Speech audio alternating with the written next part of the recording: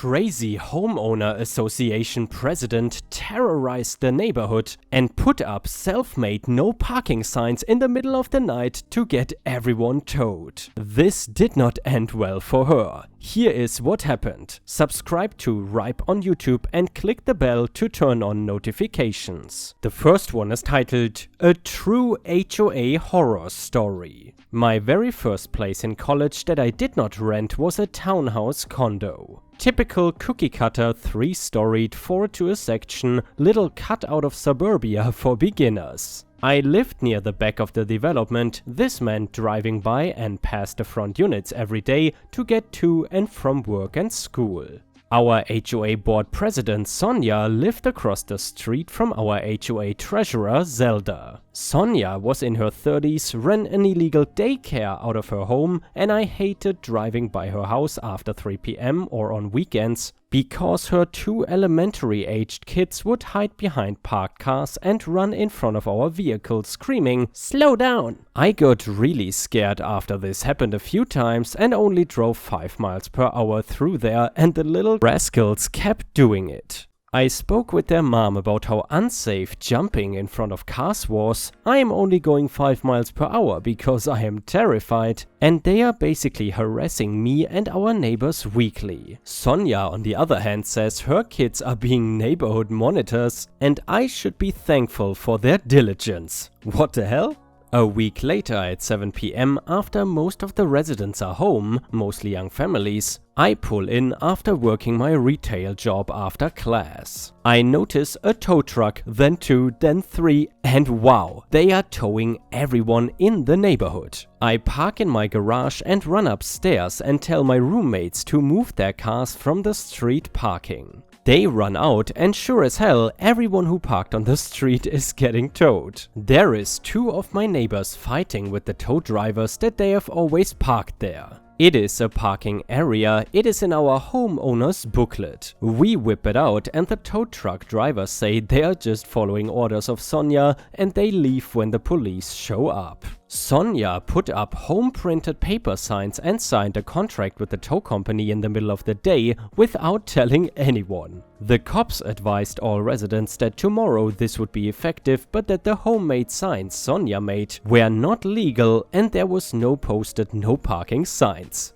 Guys, that night she was out in the street with a red bucket of paint painting the curb red. She had the tow company post their tow signs and no parking signs the next afternoon. Goodbye street parking. Now anyone who did not fit in the garage had to park 3 blocks away outside the condo units. The next straw was when one day 4 large evergreen trees were cut down from a communal park in the development. Old lady and treasurer Zelda found out that Sonja had paid her sideman, who was also an arborist, over $8,000 of HOA money to cut these trees down, without any discussion or approval from the HOA board. Zelda flipped her mind, and the next HOA meeting let everyone know what happened to the trees and how Sonja pissed our HOA money away. We were planning for a community co-op garden. After the 6 o'clock meeting, I guess someone else on the board called Sonja to let her know that she was going to be removed from the HOA presidency due to the unapproved expenses, towing issues, and more. Well, at about 8 p.m, I hear screaming, like blood-curdling screams from a woman. "Help! Call the police!" Reddit, it is Zelda. She is outside her condo effing screaming. Sonja came over, punched the 70-year-old Zelda in the face, pulled her out of her own home, locked her out, and was now threatening to harm Zelda's disabled and bedridden elderly husband who was upstairs. Zelda was absolutely hysterical. I'm on the phone with the police now. About 5 neighbors are also outside on the phone with the police. Zelda screaming every curse word in the book through her own front door at our crazy ex-HOA president. Sonja was arrested that night for some crazy stuff like assault and holding someone hostage. Since Sonja was a single parent, her kids were taken away by relatives about an hour after CPS showed up.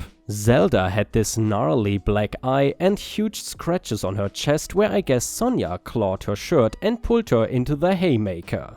I only lived there 14 months and moved due to the escalating issues with the HOA. And by the way, Ripe Stars, I'm so sorry if my voice still sounds a little bit weird. I still have not fully recovered from the stupid virus, and I guess my throat is a little bit sore. But as you know me, I'm a work addict, so it is really hard to stop working.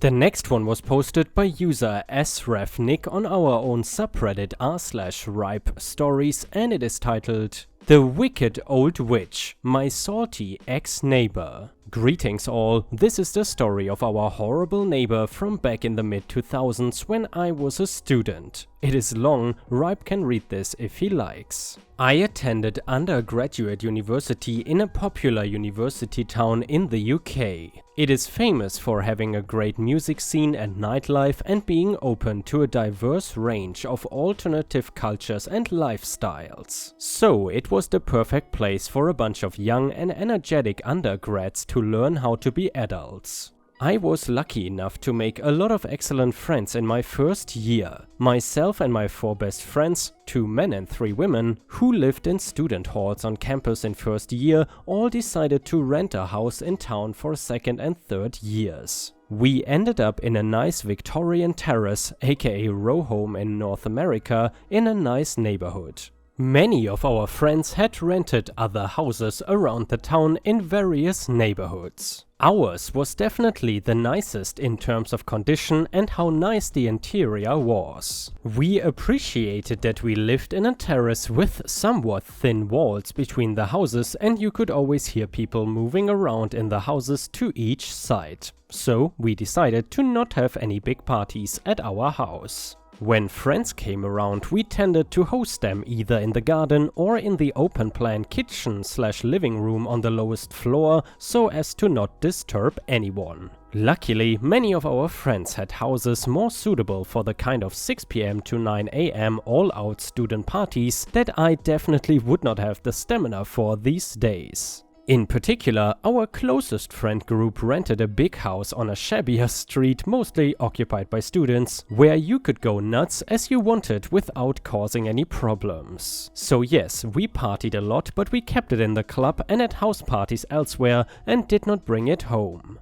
We introduced ourselves to our neighbors on one side when we moved in, which was a young couple with a baby, who we ended up being good friends with and who would play an important role in the events to come. We tried to call on the neighbors on the other side, but they did not answer the door, even though we could see there was clearly someone in the house moving around. A little strange, but we thought nothing of it and let them be. It was not long, however, before things started to kick off with these neighbors. The neighbors turned out to be a middle-aged couple with no kids. We understood from some of the other neighbors that she worked at an art gallery and he stayed home with the cat. Which, by the way, almost sounds like me. But anyway, we were told that she wore the trousers, and although people had seen the husband around, he had never really spoken to anyone, so they did not know much about him. The woman was the main antagonist, became known to us as the Old Witch. The first contact we really had with the couple is when our landlord emailed us a copy of a complaint letter they had received from the neighbors. I wish I still had a copy,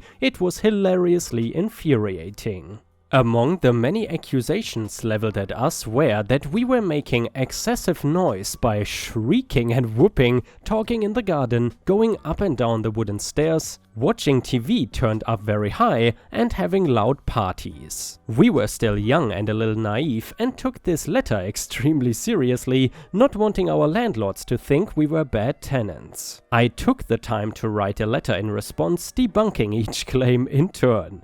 The gist of it was that nobody had ever shrieked or whooped using the garden during the day's our right, and a right exercised by everyone on the street. Using the stairs in a multi-floor property is to be expected, and that we heard both neighbors doing the same and had no issue with it. We did not at that time own any TVs, and that the 2 dates highlighted as times when we had loud house parties were both over a long weekend when all 5 of us were out of town at a music festival, so the house was actually empty. I then received a call from the landlord's agent after sending the letter. She said that they had been renting the property for 9 years and those neighbors had consistently complained about every single set of tenants who had lived there in that time. I was relieved to hear that both they and the landlords knew that these neighbors were a PITA, and if it was only them complaining, we had nothing to worry about. Several more complaints were sent to them, which they ignored, so the old witch moved on to phase 2. We started hearing someone banging loudly on the front door, like the police do before they raid a house. When we would get to the door, she would be gone, but a handwritten note would be shoved through the letterbox accusing us of yet more instances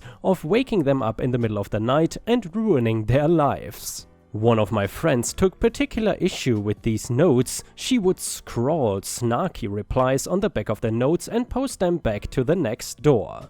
The old witch evidently did not like this at all, as the notes became increasingly venomous. We also started noticing the old witch standing at a back window glaring at us from inside whenever we would be out in the garden during the day. How dare we sit in the garden on a sunny Saturday afternoon with the sounds of kids playing in the surrounding gardens? So inconsiderate. Some of the notes started claiming that not only they but other surrounding neighbors were fed up with our antics and had been complaining to them about us disturbing them. In particular, they singled out the young couple on the other side, saying our noisy parties were waking up their baby and ruining their sleep, as well as another house down the street who apparently were struggling to get up for work in the morning thanks to all our night noise. We were pretty dubious about these claims but decided to investigate. The young couple we were friends with laughed when we told them, saying they had never complained about us to anyone,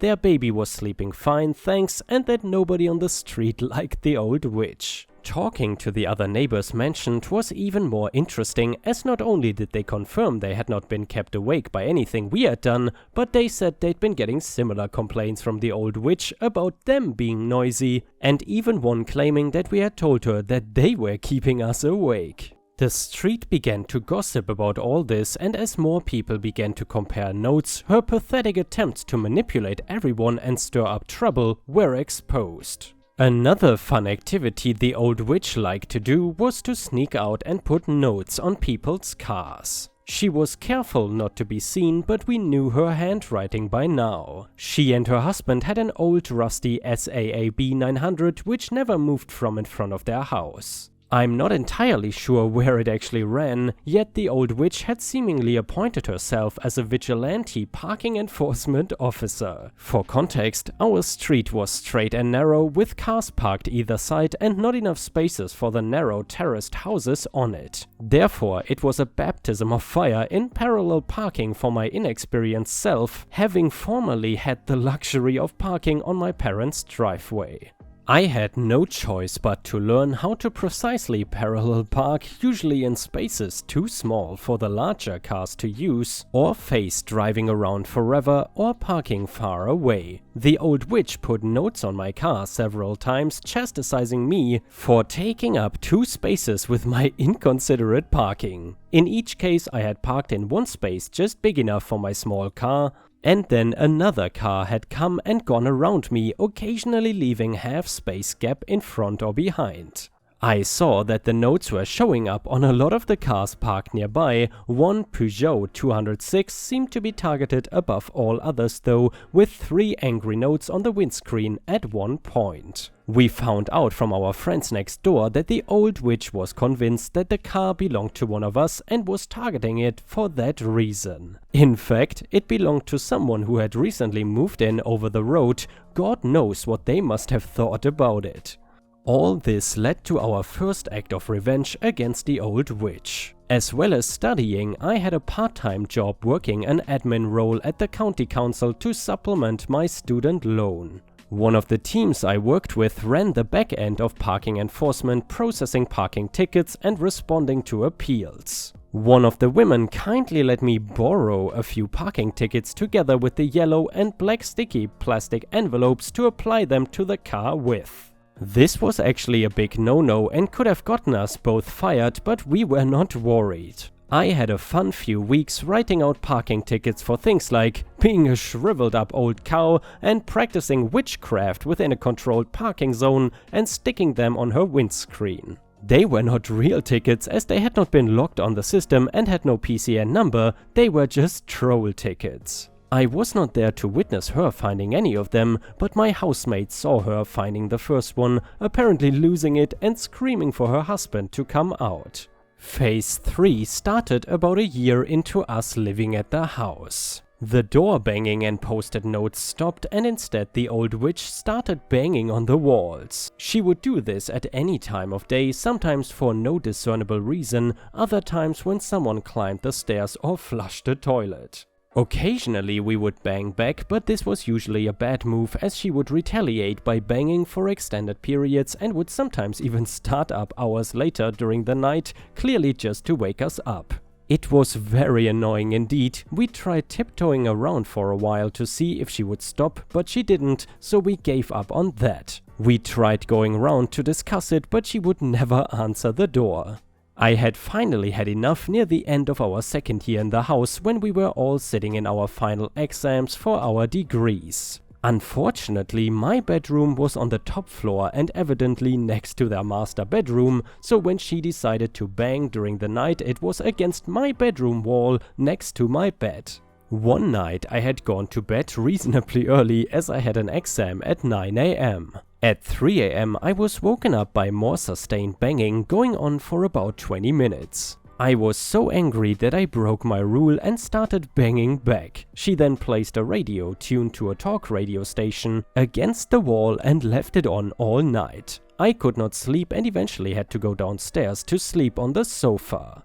I had to go to my exam tired and angry. Later that week we discovered that the old witch had collected her cat's poop and dumped them unbagged into our landfill bin at the front of our house. It was summer and the smell was disgusting. The girls would not go near it, so myself and the other guy in the house had to collect the cat poop and then clean out the bin with hot water and plenty of bleach, with me gagging the whole time. It was time to take revenge. One of my housemates DJ'd as a hobby. He was pretty good, had all the equipment and had a residency at a local electronic music club.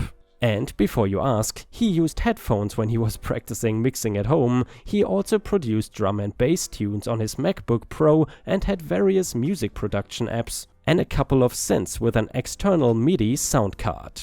It was a trivial matter for him to prepare a pure 60 Hz note on a 1-minute track when I asked. For those who don't know, 60 Hz is a very low frequency, a very deep bass sound that travels through walls like a knife through butter. I hooked up an old subwoofer to an MP3 player and placed the sub against my bedroom wall, and every time she started banging on the wall, I would play it on repeat until she stopped. It was hilarious to hear her banging falter every time, perhaps unsure whether what she was hearing was a distant volcano erupting, a military transport helicopter, or something I was doing. I was hoping I could train her not to bang on the walls like a dog with a spray collar. However, this did not work, but it felt great to be able to strike back in a way that seemed to both confuse and anger her more. We finished university and everybody moved to another city at the end of the summer. I have no idea what happened to the old witch other than our friendly neighbors telling us that another group of students had moved into our old house in September, had a big housewarming party and triggered the old woman into her tried and tested campaign of complaints, salty notes and wall banging once again.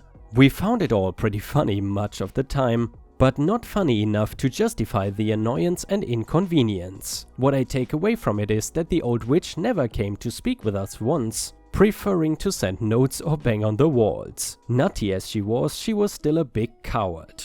I also did not understand why someone who demanded absolute silence at all times would self-troll by choosing to live in a terraced house in a bustling neighborhood in a large town. Surely they would have been happier in an isolated cottage miles from anyone. And yeah, ripe stars, as I mentioned before, that definitely reminds me of the neighbors I got in Europe that bought a house close to a school and then complain about the school being too loud during the breaks. It is very tough to explain the actions of these people. It's definitely not rational.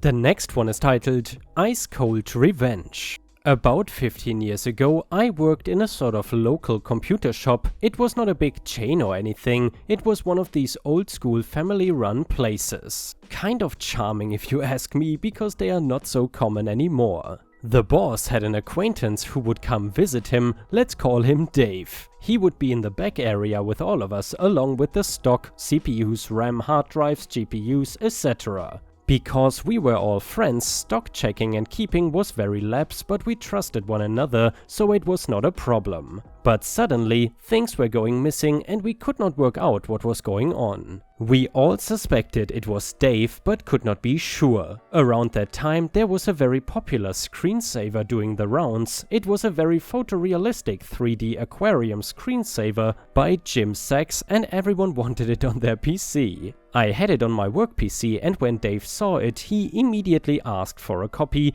to which I refused. He grumbled about it and then left. I then had the idea of catching him out. I fired up Visual Basic and made a quick program called Aquarium Screensaver and compiled it with a standard Windows type setup wizard. The setup looked very legit, and I then saved it to a floppy, yes a floppy, and wrote Aquarium Screensaver on the disk. I then put it on the side and left it. The next day when I got to work, the disk was missing. I asked the boss if Dave had been in, and he had. Now, as you can imagine, I did not write a screensaver. In fact, I wrote an app to delete all files and folders on any computer that installed it. In the setup terms and conditions, it clearly explains that this is what would happen, and the user agrees to this before installing. Later that day, we get a call from Dave asking to speak to me. Dave asked if I had any problems with the screensaver, as his computer would no longer boot. I said no, it was fine for me, and to perhaps try it on his other computer.